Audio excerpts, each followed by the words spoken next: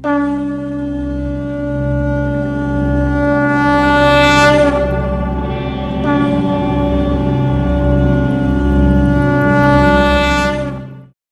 Prediction হচ্ছে আজকের শেখাবো আপনাকে আমি। প্রথমেই আমি মেষ লগ্ন থেকে আপনাকে বোঝাবার চেষ্টা করছি। মেষ, দেখুন, ব্ল্যাঙ্ক চার্ট মানে গ্রহ কিছু থাকবে না, কিন্তু গ্রহের তো এই যে রাশি আছে যে কটা, এই রাশিগুলো তো কোনো না কোনো গ্রহের অধিপতি, মানে এই রাশির অধিপতি কোনো না কোনো গ্রহ, তাই কি না? হ্যালো, তাই কি না? এই প্রত্যেকটা রাশি তো কোনো না কোনো গ্রহের রাশি, আর প্রত্যেকটা রাশির নিজস্ব কারকতা আছে, ঠিক আছে? এইবার যদি আমরা কেউ মেষ রাশি বা মেষ লগ্নের জাতক জাতিকা হয়, আপনি আর কিছুই জানেন না, আপনি শুধু এইটুকু জানেন সেই জাতিকার মেষ লগ্ন বা মেষ রাশি, তাহলে আপনি জাতক বা জাতিকাকে কি বলতে পারেন? দেখুন, এইটা হচ্ছে 1 নম্বর, এটা 2 নম্বর, তাই তো? এটা 3 নম্বর। এগুলো আমি কি লিখছি? ভাব। তাহলে 4th হাউসটাকে লক্ষ্য করুন। 4th হাউসটা হচ্ছে জলতত্ত্বের রাশি, তাই তো? নাম হচ্ছে কর্কট।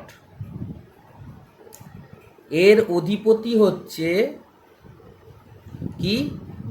এর অধিপতি হচ্ছে, বলুন? এর অধিপতি হচ্ছে চন্দ্র। চন্দ্র। তাহলে এই দুটোর মধ্যে সিমিলারিটি আছে, জলতত্ত্ব আর চন্দ্র। তাহলে আমরা কোনো গ্রহ বসার দরকার নেই। মেষ লগ্নের জাতক আর জাতিকা বা মেষ রাশির জাতক বা জাতিকার 4th হাউস থেকে আমরা কি দেখি? বলুন এক এক করে, কারো কথাগুলো বলুন। 4th হাউস থেকে আমরা তো মাদার বুঝি, মাদার রিলেটেড যে কোনো কিছু, সবকিছু। 4th হাউস থেকে মা দেখি, তাই কি না? 4th হাউস থেকে মা দেখি।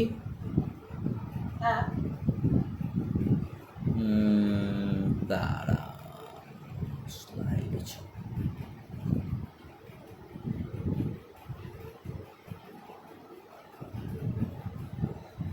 4th হাউস,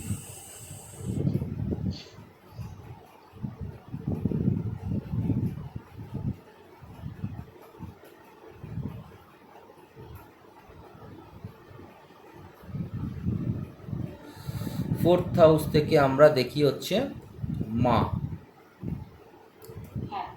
তারপর কি দেখি? তারপরে কি থেকে আসছে হ্যাপিনেস, প্লেজার, এগুলো। হ্যাপিনেস, সুখ, তাই তো? আমি বাংলায় লিখছি, আমার ইংলিশে বানান ভুল হয়ে যেতে পারে, ওই জন্য। ঠিক আছে, দেন বলুন। তারপরে দেখি হোম, ল্যান্ড, কার, তারপরে হচ্ছে প্রপার্টি, মাস, ফার্মিং, রিয়েল এস্টেট বিজনেস। দাঁড়ান এক এক করে। মা হলো সুখ, হলো, তারপরে হচ্ছে কি? জমি, বাড়ি, গাড়ি, জমি, তারপর হচ্ছে বাড়ি, তারপর হচ্ছে গাড়ি। এগুলোই থাক আপাতত, এগুলোই আপাতত থাক, এইগুলোই আপাতত প্রাইমারি এডুকেশন। ঠিক আছে, ভালো জিনিস। আমি আপাতত, আপনি যেটা বললেন সবই ঠিক আছে, আপাতত আমি 4টেই দেখলাম। Body parts, lunch, very good, ঠিক আছে, very good, very good. Lunch heart সেটাও Head, আপনি বলতে পারেন। তো সেক্ষেত্রে যা যা বলেন আমি আরেকবার সেগুলোকেও লিখে নিই। হ্যাঁ। হ্যাঁ, তা কি বলেন? প্রথমে মা। মা তো হয়ে গেছে, তাহলে দেখুন লেখা আছে মা, সুখ, জমি, বাড়ি, গাড়ি, তারপর হ্যাঁ। তারপরে হচ্ছে আপনার ওই ওই যেটা মানে বডি পার্টসটা বলছি। হ্যাঁ বডি ফ্লোয়ার হচ্ছে ফুসফুস। ফুসফুস বা বুকের আশেপাশে হ্যাঁ। অঞ্চল, তাই না? চেস্ট, তারপরে তারপর হচ্ছে প্রাইমারি এডুকেশন। Education, primary. ঠিক আছে প্রাইমারি হোক, আমি এডুকেশন লিখে রাখলাম। আচ্ছা আর কিছু? হুম, আর হচ্ছে মাইন্ড, আহ মাইন্ড মন, মন, হ্যাঁ হ্যাঁ বলতে বল। ঠিক আছে। তাহলে আমি কি লিখলাম বলুন? 1 নম্বরে মা, 2 নম্বরে সুখ, 3 নম্বরে জমি, 4 নম্বরে বাড়ি, 5 নম্বরে গাড়ি, উপরে দেখুন কি লেখা আছে, চেস্ট করে ফেলে যায়, চেস্ট, এডুকেশন, মাইন্ড, তাই তো? হ্যাঁ। এইবার কোনো গ্রহ বসে নেই মেষ রাশি বা মেষ লগ্নের ক্ষেত্রে। 4 নম্বর ভাব, মেষ রাশি বা মেষ লগ্নের ক্ষেত্রে 4 নম্বর ভাব কি আছে? জলতত্ত্ব। আর কি আছে? চর রাশি। এটা কি রাশি? চর রাশি তো। হ্যাঁ। জলতত্ত্ব, চর রাশি, আর হচ্ছে আপনার চর রাশি, জলতত্ত্ব, আর হচ্ছে মা, এই তিনটেকে দেখে নিন। এবার বলুন এর মা কিরকম হতে পারে? মা হচ্ছে ইমোশনাল। ইমোশনাল, ব্যাস দরকার নেই আর বলার, হয়ে গেল। সুখ, এ কি সুখী হবে?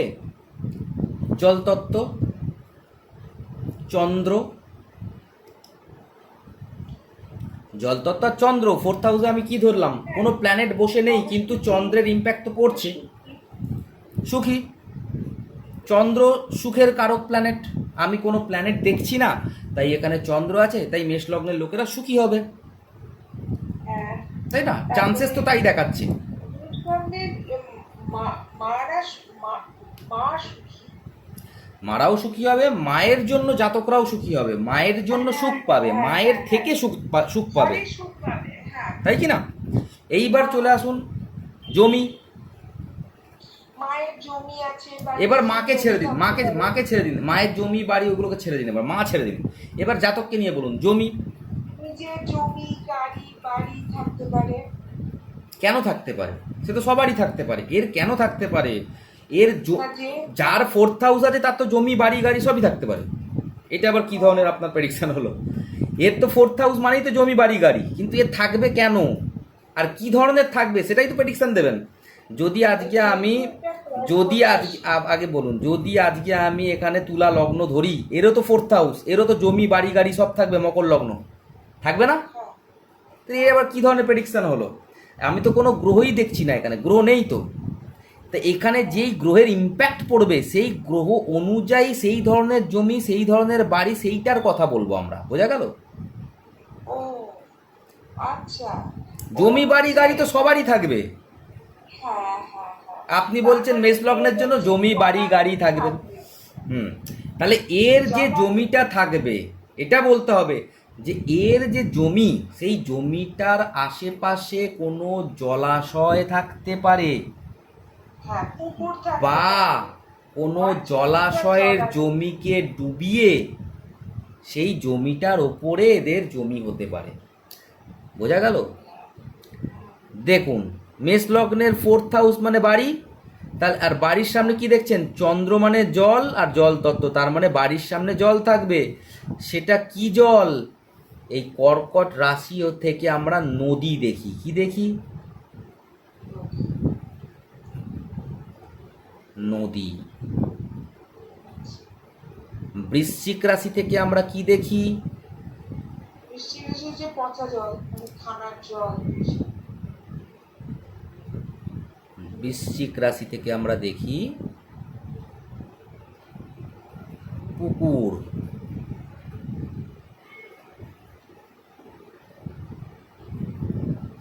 ও কুকুর। পুকুর, ডোবা, নালী, নালা সব বৃশ্চিক রাশি থেকে দেখবো আমরা। বোঝা গেল? আর এই মিন জল তত্ত্বের আরেকটা, যেটা থেকে কি দেখি? সমুদ্র।